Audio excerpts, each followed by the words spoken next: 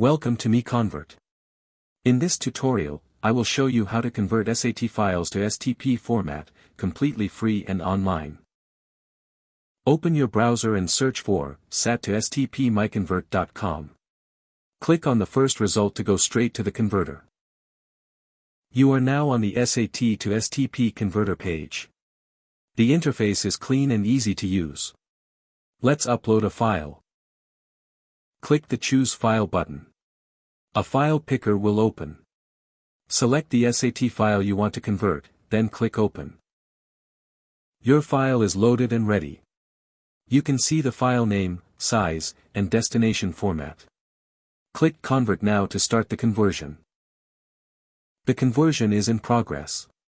You can see the progress bar moving. This usually takes just a few seconds. Done. Your file has been successfully converted.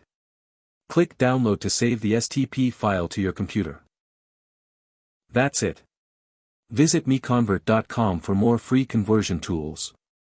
Subscribe for more tutorials. Thanks for watching.